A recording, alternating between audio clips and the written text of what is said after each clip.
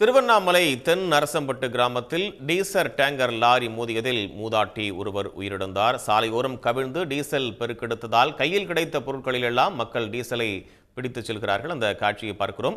இது பற்றிய கூடுதல் தகவல்களை வழங்குவதற்காக செய்தியாளர் ஐயப்பன் இணைகிறார். விவரங்கள் ஐயப்பன். நிச்சயமாக திருவண்ணாமலை அடுத்த நம்மியந்தல் கிராமத்தைச் சேர்ந்தவர் வேடியப்பன்.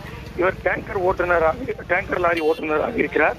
இவர் நேற்று இரவு சென்னையில் தனது டேங்கருக்கு 14,000 லிட்டர் கொள்ளளவு உள்ள அந்த டேங்கரில் டீசல் முழுக்க நிரப்பிக் கொண்டு திருவண்ணாமலை தனது சொந்த ஊர் பகுதிக்கு வந்து நிறுத்திவிட்டு இன்று அதிகாலை திருவண்ணாமலையிலிருந்து திருச்சி செல்வதற்காக தனது லாரியை இயக்கிக் கொண்டு தென்னரசம்பட்டு கிராமம் அருகே சென்றுள்ளார். அப்பொழுது எதிர்பாராத விதமாக எதிரே 70 வயது கொண்ட ஒரு மூதாட்டி, கனகாம்பரம் என்ற மூதாட்டி சாலையை கடக்க முயற்சித்த போது எதிர்பாராத விதமாக லாரி ஓட்டுநர் வேடியப்பன் அந்த பாட்டியின் மீது மோதாமல் இருப்பதற்காக சாலையின் வாகனத்தை திருப்பிய பொழுது எதிர்பாராத விதமாக அந்த பாட்டியின் மீது மோதி டேங்கர் லாரியானது சாலையின் ஓரமே கவிழ்ந்தது.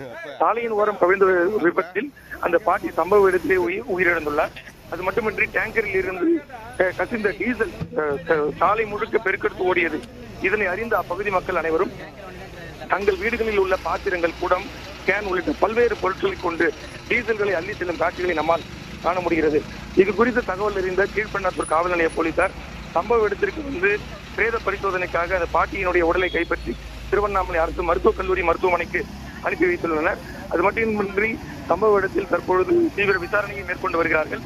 தீயணைப்பு வீரர்களும் சம்பவ இடத்திற்கு வந்து இந்த டேங்கர் லாரியை நிறுத்தும் பணியில் தற்பொழுது ஈடுபட்டு வருகிறார்கள். அதிகாலை நேரம் இந்த விபத்து ஏற்பட்டதால் பெரிதளவு ஏதும் விபத்து ஏற்படாமல் லாரி டேங்கர் கவிழ்ந்து அனைத்து டீசல்களும் வழிந்தோடி இருந்தது. தகவல்களுக்கு நன்றி ஐயப்பன். உடனுக்குடன் செய்திகளை தெரிந்து கொள்ள சன் நியூஸ் பெல் ஐகானை கிளிக் பண்ணுங்க.